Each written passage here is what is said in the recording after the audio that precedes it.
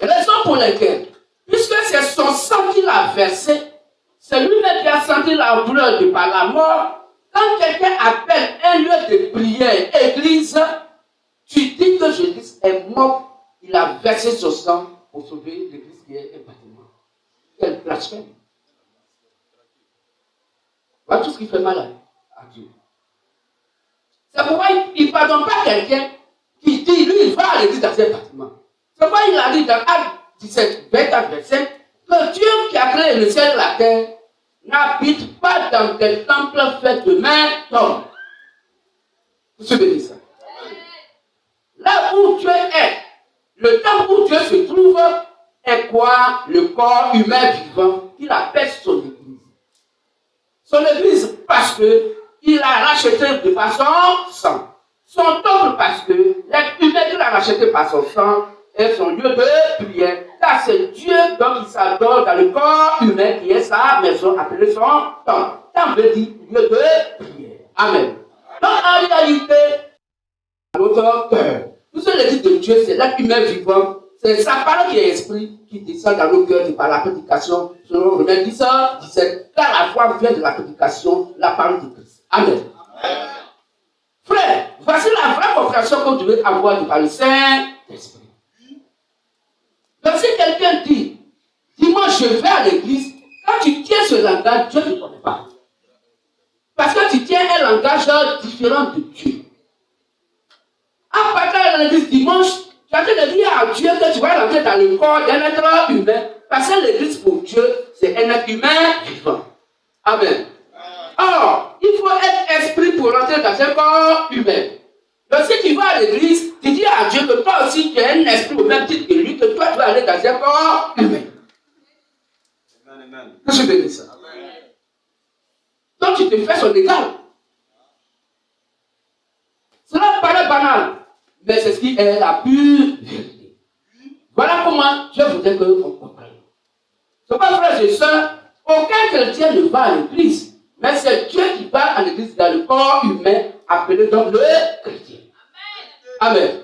Amen. Voici le langage de Dieu. Et quand tu tiens ce langage, le Saint-Esprit est d'accord avec toi. Car s'il ne met pas de main en vous, et que vous devenez en moi, demandez tout ce que vous voudrez, et cela vous sera accordé. Donc, quand tu n'as pas compris de cette manière, il va bien te donner. Tu peux avoir tes miettes, et ta bénédiction est encore éloignée. Amen. Amen. Je suis béni ça. Amen. Nous allons lire 1 Corinthiens 3, versets 16 à 17. 1 Corinthiens 3, 16 à 17. Ne savez-vous pas que vous êtes le temple de Dieu et que l'Esprit de Dieu habite en vous? Si quelqu'un détruit le temple de Dieu, Dieu le détruira, car le temple de Dieu est saint et c'est ce que vous êtes.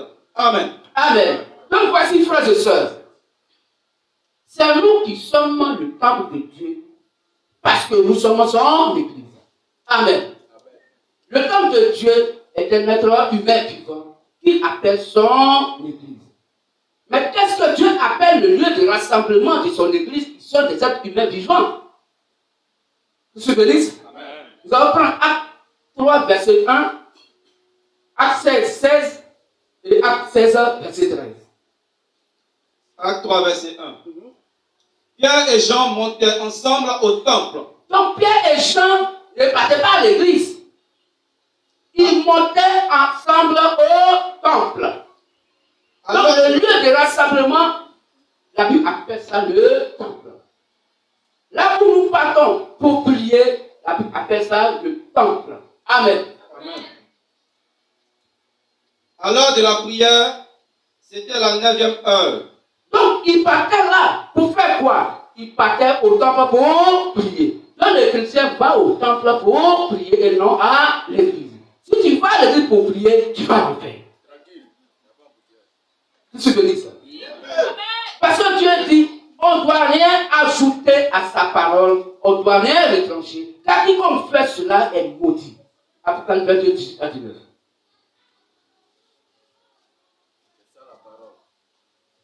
Frères et sœurs, c'est ça. On pense que ça devrait dire. Mais pour Dieu, ça veut dire quelque chose. Parce que c'est ça qui est sa parole. Et il verse sa parole pour les exécuter. Un peu de maçon dans la vérité fait de toute la vérité le maçon. Est-ce que vous comprenez? Oui. Apocalypse 22, 18. Je le déclare à quiconque entend les paroles de la prophétie de ce livre. Donc toute personne qui entend ce que la Bible dit, si quelqu'un y ajoute quelque chose, Dieu le frappera des fléaux décrits dans ce livre. Dieu va le frapper de toutes les malédictions décrites dans ce livre, la Bible. Et si quelqu'un retranche quelque chose de la parole de Dieu, de cette prophétie dans la Bible, Dieu retranchera sa part de l'arbre de vie et de la vie sainte écrit dans ce livre.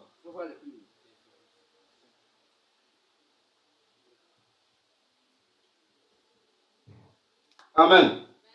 Donc voici que c'est clair. Frères et sœurs, la condamnation pour Dieu, c'est une question de virgule. C'est une question de virgule.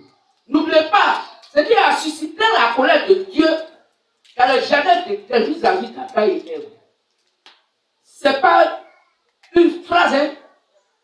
C'est quelques petits mots que Satan a ajoutés à la parole de Dieu. La raison pour laquelle il dit jamais que quelqu'un ajoute à sa parole. Que se bénisse. Amen. On va prendre Genèse 3, à partir du verset 1. Genèse 3, et écoutez attentivement. Vous allez voir comment Satan, étant rusé, il se déguise en âge de lumière. Or, la lumière, c'est la parole de Dieu, selon Psaume 119, 105. Car ta parole, tu l'as à mes pieds, une lumière sur mes sentiers. Donc, la lumière, c'est la parole de Dieu. Or, la parole de Dieu est la vérité, selon Jean 17, 17. Amen. Amen. Lorsque Satan se déguise en ange de lumière, c'est qu'il se déguise en un ange de la vérité, en un ange de Dieu lui-même. Car c'est Dieu qui dit la vérité. Donc c'est difficile de l'appréhender dans sa prédication. Pour savoir que lui là c'est un menteur. Il va prendre la vérité de Dieu et il va ajouter un peu de la pensée humaine. C'est ce qui n'est pas écrit par Dieu. C'est ce que Dieu n'a pas dit. Et quand il va donner, c'est tellement bon à attendre que il va dire ça c'est un vrai homme de Dieu que Dieu a inspiré. Pourtant il te continue en enfer. On peut lire Genèse 3, à partir du verset 1. Le serpent était le plus rusé de tous les animaux des champs que l'Éternel Dieu avait fait. Il dit à la femme, Dieu a-t-il réellement dit, vous ne mangerez pas de tous les arbres du jardin? Vous comprenez la question que Satan pose à la femme Ève. Pourtant Dieu a dit, mangez de tout, sauf au fruit de l'arbre de la connaissance du bien et du mal. Écoutez le mot qui va bouleverser Ève. C'est quoi? Réellement. Dieu a-t-il réellement dit? Il n'a pas dit Dieu a-t-il dit, mais il va ajouter le mot réellement qui va bouleverser Ève. Est-ce que Dieu vous a dit la vérité? Parce que réellement, elle veut dire, est-ce qu'il a dit la vérité? Est-ce que tu es sûr que Dieu a dit la vérité? Alors quand tu dis à quelqu'un, est-ce que tu es sûr que celui qui t'a parlé, est-ce qu'il a dit la vérité? C'est que tu attends quelque chose de lui. C'est qu'il va te dire quelque chose de lui. Amen. Est-ce que Dieu a-t-il réellement dit que vous mangez donc des fruits de l'arbre? Tu peux lire pour nous? Dieu a-t-il réellement dit? Oui. Vous ne mangerez pas de tous les fruits des arbres. Vous ne mangerez pas de tous les arbres du jardin. Oh, Dieu a dit, vous mangez de tout ce qui est dans le jardin, sauf, vous voyez comment Satan a repris. Continue. La femme répondit au serpent. La femme va répondre. Nous mangeons du fruit des arbres du jardin. La femme dit, nous mangeons du fruit des arbres du jardin. Mais quant au fruit de l'arbre qui est au milieu du jardin, Dieu a dit. Écoutez, elle dit, Dieu a dit. Vous n'en mangerez point. Vous n'en mangerez point. Et vous n'y toucherez point. Est-ce que Dieu a dit, vous n'y toucherez point? C'est elle aussi, elle a ajouté, vous n'y toucherez point. C'est là que Dieu n'a pas dit là. Elle va ajouter pour elle. Satan a ajouté pour lui, elle va ajouter pour elle. De peur que vous ne mouriez. Alors, quand nous remontons au verset 17, je crois, Genèse 2, 17. Il faut commencer à lire. 17 à 17. L'Éternel Dieu donna cet ordre à l'homme. Voici l'ordre que Dieu a donné. Tu pourras manger de tous les arbres du jardin. Oui. Mais tu ne mangeras pas de l'arbre de la connaissance du bien et du mal. Est-ce que Dieu a dit vous? Il a dit quoi? Elle va dire quoi? C'est ça, la prière de Dieu. On le prend. Mais tu ne mangeras pas de l'arbre de la connaissance du bien et du mal. Pourtant, Dieu sait que Ève était à Adam. Dieu n'a pas vouvoyé Adam. Il a tutoyé. Continue. Car le jour où tu en mangeras, est-ce que le jour où vous en mangerez? Le jour où tu en mangeras. Il ne faut rien ajouter à part de Dieu. Là, tu fais de lui un menteur. Oh, le menteur, c'est Satan. Donc, quand tu ajoutes à part de Dieu, alors tu fais de Dieu Satan. Oh, Dieu n'est pas Satan. Il est Dieu, créateur de Satan. On y va? tu mourras. Dans le jour où tu en mangeras, tu mourras. Amen. Faut lire Genèse 3. Alors le serpent dit à la femme, Écoutez ce que le serpent dit. vous ne mangerez point. Vous ne mangerez point. Mais Dieu sait que Il dit, Dieu sait que. le jour où vous en mangerez, Donc vous voyez que Satan, vous voyez déjà Ève. Donc Ève, c'est plus importante. Oh, Dieu a tutoyé Adam, avec Ève était dans Adam. Mais Satan a dit à Ève, à la femme, que toi tu es plus important qu'Adam.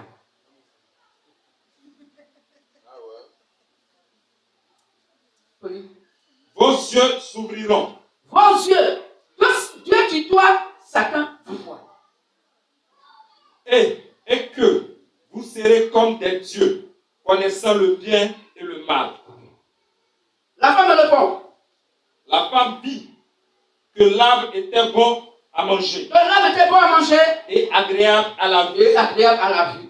et qu'il était précieux pour ouvrir l'intelligence. Ok. Et elle prit de son fruit et en mangea. Et elle mangea.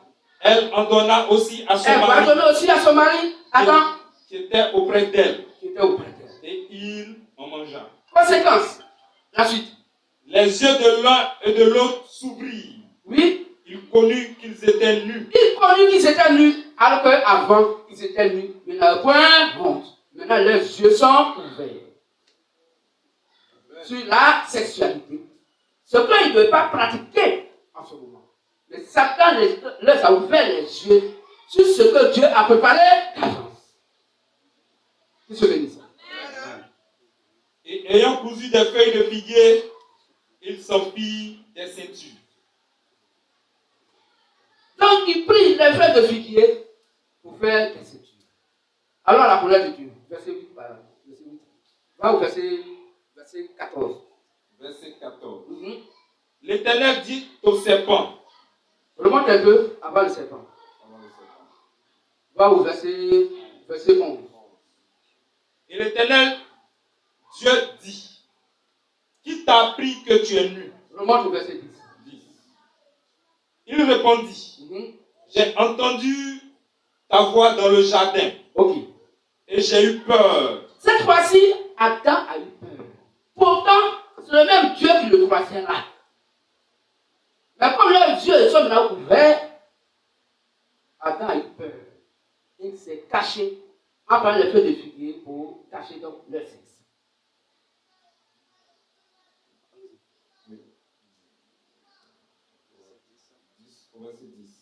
Il répondit, j'ai entendu ta voix dans le jardin et j'ai eu peur. Ok. Parce que je suis nu. Parce que je suis nu. Et je me suis caché. Continue. Et l'Éternel Dieu dit, qui t'a appris que tu es nu? Est-ce que tu as mangé de l'arbre dont je t'avais défendu de manger? L'homme répondit, Il répondit, la femme que tu as mise auprès de la moi femme que tu as mise auprès de m'a moi, donné l'arbre il m'a donné l'arbre et j'en ai mangé. j'en ai mangé. Et l'Éternel Dieu dit à la femme, Il dit à la femme, pourquoi as-tu fait cela? pourquoi tu as fait cela? La femme répondit, Oui, le serpent m'a séduit je ne sais pas ma séduite. et j'en ai mangé. Va au verset 17. Au verset 17, il dit à l'homme, Il dit à l'homme, puisque tu as écouté la voix de ta puisque femme tu as écouté la voix de ta femme, et que tu as mangé de l'arbre au sujet duquel oui, je t'avais donné cet ordre, tu n'en mangeras point. Le sol sera maudit à cause de toi. À cause qu'Adam ayant écouté sa femme, la femme ayant écouté le serpent ancien. La pauvre terre, c'est elle qui a été maudite. Continue. C'est à force de peine que tu attireras ta nourriture tous les jours de ta vie. Ok. Il te produira des épines et des ronces. Ok. Et tu mangeras de l'herbe des champs. Ok. C'est à la sueur de ton visage que tu mangeras du pain. Merci. Jusqu'à ce que tu retournes dans la terre d'où tu as été pris. Merci. Car tu es poussière et tu retourneras dans la poussière. Amen. Amen. Comme la femme Ève n'a pas discerné les paroles de Dieu et elle a consommé la prédication du serpent ancien sans enlever ce que Dieu n'a pas dit, la gloire de Dieu s'est rabattue sur nos parents Adam et Ève. C'est à cause d'eux aujourd'hui nous souffrons. Amen. Donc frères et sœurs, Dieu n'a pas changé et il ne changera jamais sa manière de faire. Ce qui a été hier, c'est ce qui est aujourd'hui, ce qui sera demain. Ce que Dieu a condamné hier, c'est ce qu'il condamne aujourd'hui et ce qu'il condamnera encore demain. Je suis béni ça. Donc ne dites pas que si Dieu dit quelque chose et que les hommes ajoutent quelque chose là pour amener Dieu à avoir beaucoup d'âmes, c'est une bonne chose. Dieu dit que c'est une mauvaise chose. Donc si Dieu accepte la pensée humaine qu'on ajoute à sa parole, alors Dieu aura mal fait d'avoir chassé Adam et Ève jamais de Dieu. Est-ce que vous comprenez? Oh, il ne peut plus. C'est déjà passé. Dieu a déjà consommé son acte. Amen. C'est pourquoi c'est très important à comprendre que si un petit iota de parole a été ajouté à la parole, alors cela vous conduit à l'enfer. Je suis béni ça. Amen. Raison pour laquelle, quand il appelle Simon-Pierre, il dit tu es Pierre, c'est Pierre, je bâtirai mon église. Et que les portes se ne prendront point contre elle. Je te donnerai les clés du royaume des cieux. À tout le monde. Si les clés du paradis se trouvent dans la main de notre frère, si quelqu'un veut aller au paradis, il va aller vers lui. Ou bien, si les clés du paradis se trouvent dans la main de notre frère qui est là, si toi tu veux aller au paradis là, tu vas le voir. Je suis béni ça. Parce que je suis le Christ de par le Saint-Esprit qui donc nous parle, nous fait comprendre sur les Saintes Écritures que aucune personne ne peut aller au paradis en passant directement par le Seigneur Jésus. Or, c'est ce que la religion vous fait comprendre dans vos lieux de prière. Dieu donne dans la nouvelle alliance la voie à suivre pour aller au paradis. La voie du salut, selon la Sainte Bible.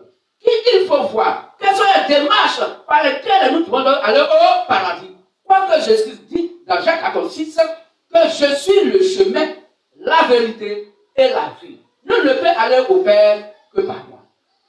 Donc, au vu de ce verset, nous tous là, on doit aller vers Jésus-Christ pour aller au paradis.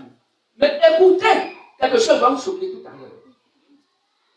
Quand on prend Apocalypse 1, verset 17 à 18, la Bible nous dit que Jésus-Christ n'a pas les clés du paradis. Il n'a uniquement que les clés de la mort et du séjour de la mort. Donc si quelqu'un va directement à Jésus-Christ, la seule porte qu'il peut ouvrir, dont il a les clés, sont les clés de l'enfer. Amen. On peut lire? Apocalypse 1, 17 à 18. Quand je le vis, je tombais à ses pieds comme mort. Oui. Il posa sur moi sa main droite. Il posait sur moi sa main droite. En disant, ne crains point. Ne crains point, Jean. Je suis le premier et le dernier. Qui est le premier et le dernier? C'est pas le Seigneur Jésus-Christ, ça? On répond, si c'est vrai. Alors le vivant. Et le vivant. J'étais mort. J'étais mort. Et voici. Et voici. Je suis vivant au siècle des siècles. Je suis vivant au siècle des siècles. Je tiens les clés de la mort. Je tiens les clés de la mort. Et du séjour des morts. Et du séjour des morts. Continue. Il n'y a pas les clés du paradis après. Écris donc les choses que tu as vues. Ah. Donc Jésus tient les clés de la mort et du séjour des morts. Les clés du paradis là, ça est où? Lisons Matthieu 16. 18 à 19. On fait du temps. Matthieu 16, 18 à 19. Et moi, je te dis que tu es Pierre, Donc Jésus-Christ dit à Simon-Pierre que tu es Pierre, et que sur cette pierre, je bâtirai mon et église. que sur cette pierre, je bâtirai mon église. L'église appartient au Seigneur Jésus-Christ et non à un être humain. Continuons. Et que les portes du séjour de mort ne pourront point contre elle. Oui. Je te donnerai les clés du royaume des cieux. Donc il va donner les clés du paradis à qui? À Simon-Pierre. Ce que tu liras sur la terre sera lié dans les cieux. Donc ce que Simon-Pierre va condamner dans l'adoration sur la terre, Dieu a condamné ça au paradis. Et ce que tu délieras sur la terre sera délié dans les cieux. Donc ce qu'il va prêcher, il doit être d'accord. Ce que les apôtres vont dire, Dieu dit. Lui, il est d'accord avec ça dans les cieux. Puisque c'est l'évangile qui leur confie, après la bonne nouvelle que Dieu appelle les clés du royaume des cieux.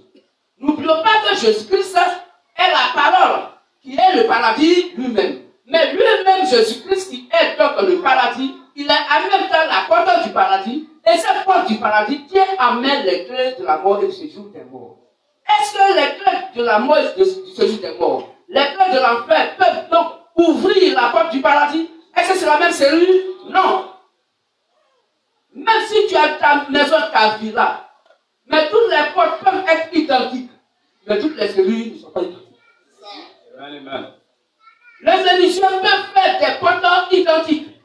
Mais tu ne trouveras jamais sur le marché les mêmes cellules. Chaque cellule pour une clé bien définie. Tu te souviens ça? Donc Jésus le Christ, la Bible dit, il est la porte des brebis. Il est la porte du paradis. Et qui tient dans ses mains les clés de la mort et du séjour des morts. Les clés du paradis qui va ouvrir sa porte est dans les mains de sa porte. Est-ce que le Saint-Esprit appelle la bonne nouvelle que vous attendez ce matin? Amen. Pour que chacun d'entre nous puisse être la clé du royaume des cieux. Car Jésus-Christ est la porte du royaume des cieux. Voilà ça, Jean 10, après verset 7, et Jean 10 aussi, verset 9. Jésus leur dit encore, il a dit encore, en vérité, je vous le dis, je suis la porte des brebis. Amen. Il dit, je suis la porte des brebis. Continue. Je suis la porte. Si quelqu'un entre par moi, il sera sauvé. Donc il faut entrer par lui pour être sauvé. Parfois on doit passer pour être sauvé. C'est la parole de Dieu. Donc la porte est la parole de Dieu.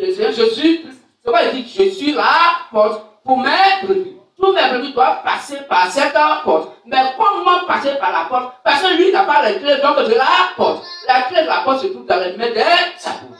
Qui est la bonne nouvelle que le Saint-Esprit a prêché. Amen. Amen. Continue au verset 9. Je suis la porte. Je suis la porte. Si quelqu'un entre par moi, il sera sauvé. Entre par moi, il sera sauvé. Jean 14, 6. Je suis le chemin, la vérité et la vie. Nous ne pouvons aller au Père que sans qu'il passe par moi. Il faut passer par la porte de Jésus pour être sauvé. Mais comment passer par cette porte? Parce que la porte, la sacrée de Jésus n'a pas ça. Amen. Est-ce qu'on comprend mieux l'exhortation? Alors on va lui demander comment on va passer par toi pour aller au paradis. Nous les brebis, comment on doit passer par cette porte? Il faut que nous soyons la clé. Parce que quand nous sommes la clé de la porte du paradis qui est le Seigneur Jésus-Christ, dès que nous nous trouvons devant la porte va s'ouvrir automatiquement. N'oubliez pas que Satan copie le spirituel. Satan copie le spirituel dans ce monde physique. Allez sur le plateau, il y a même des maisons ou des bureaux. Dès que tu te prends devant la porte s'ouvre. Parce que la porte te reconnaît. Parce qu'il y a des capteurs qui sont là et qui ont ton identité. Et dès que tu te présentes, la porte s'ouvre. Tu te bénisses. Tu te bénisses. Donc nous devons être la clé du royaume des cieux qui est la bonne nouvelle. Que les apôtres comprennent. C'est pourquoi Ephésiens 29 à 20 dit que vous n'êtes plus des étrangers pour le paradis. Mais vous êtes des concitoyens des gens de la maison de Dieu. Or hier, à cause du péché d'Adam et Ève, nous étions étrangers du paradis. Parce qu'on ne veut plus avoir accès au paradis. Et le mur, donc, a été brisé. Le mur de la séparation a été brisé par le sang de Jésus qui a été versé pour nous. Amen. Maintenant, quel évangile doit être en nous? quelle est la clé du royaume des cieux qui va être en nous? Ephésiens 19 à 20 nous dit que nous ne sommes plus des étrangers, mais vous êtes des gens de la maison de Dieu, étant édifiés sur le fondement posé par les apôtres et les prophètes, Jésus-Christ étant la pierre angulaire. Donc l'évangile qui doit être en nous doit être l'évangile de Christ. Nous devons être édifiés sur leur fondement. Or, Paul pourrait dire, dans 1 Corinthiens 3, verset 10 au verset 11, j'ai posé le fondement de l'évangile comme un sage architecte. Si quelqu'un veut bâtir sur ce fondement-là, qu'il fasse attention et qu'il ne fasse pas un autre fondement. C'est de ce fondement que le verset 19 à 20 donc parle, qui est la bonne nouvelle que le Saint-Esprit a prêché et que nous devons avoir dans nos cœurs pour que nous soyons les vrais adorateurs. Amen. Amen. Que se bénisse. Amen. Donc, frères, sœurs, comment nous pouvons donc passer par Christ? Quand nous prenons le livre de Jean 17, verset 9, Jean 17, verset 20, Dieu, Jésus, par le Saint-Esprit, va nous amener à comprendre comment désormais nous devons être sauvés. Comment nous devons passer par le Seigneur Jésus pour aller au paradis. Comment récupérer donc les clés du royaume des cieux. Par qui on doit passer pour être sauvé? Amen. Jean 17, verset 9. C'est pour eux que je prie. Je ne prie pas pour le monde, mais pour ceux que tu m'as donnés, parce qu'ils sont à toi. Amen. Donc voici ce que Jésus dit. Jean 3 dit, Dieu a qu'à aimer le monde, afin que quiconque croit en lui ne puisse pas ait la vie éternelle. Jésus, lui, il vient, il dit, il n'est pas venu pour prier pour le monde. A-t-il désobéir au Père? Non. Car Dieu a son monde dans le monde de Satan sur la terre. Amen. Dieu a ses fils et ses filles qui sont lui-même son monde, qui n'ont rien à voir avec les enfants de Satan. Et c'est ce monde-là dont il parle. Ce monde-là, il a recueilli d'abord 11 personnes avec ses disciples. Et là, il dit, dans Jean 17, 9, c'est pour eux que je prie, mais je ne prie pas pour le monde. Donc, Jésus, quand il est venu sur la terre, il a reconnu d'abord 11 individus appelés ses apôtres. Amen. Amen.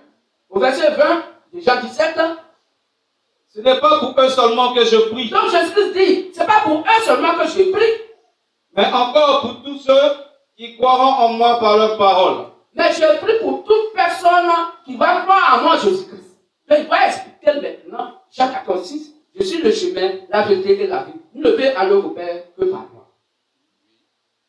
Il va maintenant donner la révélation de ce verset. Vous dites, ce n'est pas seulement pour les 11 que je prie, mais je prie pour tous ceux qui vont croire en moi, mais pas eux leur parole. Vous voyez que c'est clair. Donc, c'est leur parole qui est quoi? La clé du royaume des cieux, qui les avait communiqué. Donc, dans Matthieu 7, 18 à 19, pour dire, tu es que cette pierre, je bâtirai mon église. Je te donnerai les clés du royaume des cieux. Donc, il faut passer par l'évangile des apôtres, qui est la bonne nouvelle, qui est la clé du royaume des cieux, pour que tu puisses ouvrir la porte, qui est le Seigneur Jésus-Christ, qui est la porte du paradis. En Dieu de leur évangile, tout ce que vous avez comme adoration dans vos lieux de prière vous conduit à l'enfer. Parce que vous n'aurez pas les clés du royaume des cieux, mais vous allez avoir accès donc aux clés de la mort et du séjour des morts, que les hommes de Dieu, dans les lieux de prière, donc vous communiquent en mélangeant donc la parole de Dieu avec la pensée humaine qui est satanique, selon Matthieu 16, 23. Voilà le plan du salut. Voilà que c'est clair. Alors on va demander aux apôtres, est-ce que Jésus-Christ leur attend vraiment qu'ils puissent, que vraiment ce n'est pas eux? Il faut donc un verset biblique pour nous amener à mieux comprendre si on n'a pas compris ça. L'autre Galates 1, 6 à 9.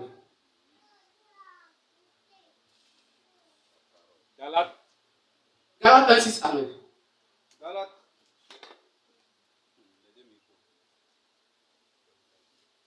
Galates 1, 6 à 9. Je m'étonne que vous vous détourniez si promptement de celui qui vous a appelé par la grâce de Christ pour passer à un autre évangile. Non pas qu'il y ait un autre évangile, mais il y a des gens qui vous troublent et qui veulent renverser l'évangile de Christ. Mais quand nous-mêmes, quand un ange du ciel annoncerait un autre évangile, que celui que nous vous avons prêché, qu'il soit anathème. Nous l'avons dit précédemment. Donc on a dit cela précédemment. Et je le répète à cette heure. Et encore, les apôtres disent qu'ils répètent encore à cette heure. Si quelqu'un vous annonce un autre évangile, Donc si dans vos lieux de prière, on vous annonce un évangile que les apôtres n'ont pas prêché, qui est en opposition avec ce que les apôtres ont prêché, ou qui s'oppose même à ce que les apôtres ont prêché, la Bible dit, vous êtes des anathèmes, des maudits. C'est ce que la Bible dit. Et ça, c'est écrit dans tout le livre du monde. Continue avec le temps.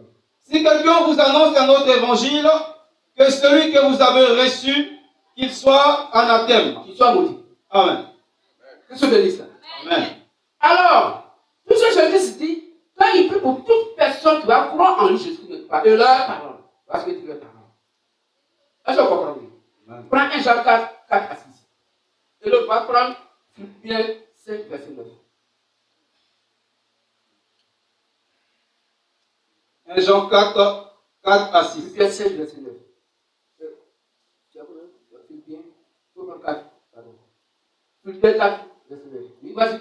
Vous, petits enfants, Il dit, vous, petits enfants, vous êtes de Dieu. vous êtes de Dieu. Donc, à quoi on va voir ce qui est né de Dieu. Et vous les avez vaincus. Et vous les avez vaincus. Parce que celui qui est en vous est plus grand que celui qui est dans le monde. Celui qui est en vous, Christ en vous, est plus grand que Satan qui est dans le monde. Eux, ils sont du monde. C'est pourquoi ils parlent d'après le monde. Donc, comment on parle le faux serviteur, le faux chrétien, le soi-disant chrétien, il va parler de Dieu, mais selon le monde. En s'appuyant sur des paroles de la tradition des hommes, la philosophie humaine, selon Colossiens 2, verset 8. Et le monde les écoute. Et le monde les écoute. Nous sommes de Dieu. Nous sommes de Dieu. Celui qui connaît Dieu nous écoute. Donc, celui qui connaît Dieu écoute les apôtres. Puisque c'est à eux, Jésus a dit, quand il prie pour toute personne qui va croire en lui, Jésus ne dit pas eux leur parole. Donc, celui qui est né de Dieu, là, il doit écouter les apôtres. Qu'est-ce que je dis ça? Celui qui n'est pas de Dieu ne nous écoute pas. Donc, celui qui rejette ce que les apôtres ont prêché, celui qui rejette ce que le Saint-Esprit a prêché au travers des apôtres, il n'est pas né de Dieu. C'est simple. C'est simple. C'est par là que nous connaissons l'esprit de la vérité et l'esprit de l'erreur. C'est clair. Amen. Voilà comment on le voit, ceux qui vont à l'enfer et ceux qui vont au paradis. Celui ou ceux qui vont au paradis doit écouter les paroles des disciples, les apôtres de Jésus-Christ, et donc accepter cela. Amen. Amen. Si c'est parce qu'on t'enseigne dans ton lieu de prière, quelle que soit ta sincérité avec Dieu, tu iras aussi sincèrement à l'enfer. Amen. Parce que Dieu ne regarde que la clé de l'ordre des cieux qui est l'évangile que le Saint-Esprit a prêché au travers des apôtres. Là, il n'y a pas de négociation. La porte là, elle est fermée. Voici la serrure. La clé n'est pas dedans. Clé, tu vas prendre pour venir mettre dedans. Si la clé ne peut pas rentrer, mon frère, la porte, si tu veux, il faut taper, ça ne va pas s'ouvrir. Il faut la clé de la bonne nouvelle, qui est le volet des apôtres dans ton cœur, pour que la porte s'ouvre. C'est simple. La nature nous enseigne la parole de Dieu. Si tu as perdu ta clé, tu vas venir devant ta maison, il faut penser comme tu veux. La porte ne va pas s'ouvrir. Il faut la clé. Pourtant, c'est une grande porte, mais c'est seulement une petite clé qui va l'ouvrir. Le bateau est grand, le bateau est gros. Titanic était gaillard, mais avec un tout petit gouvernail. La révélation de la parole étant petite, c'est elle qui va donc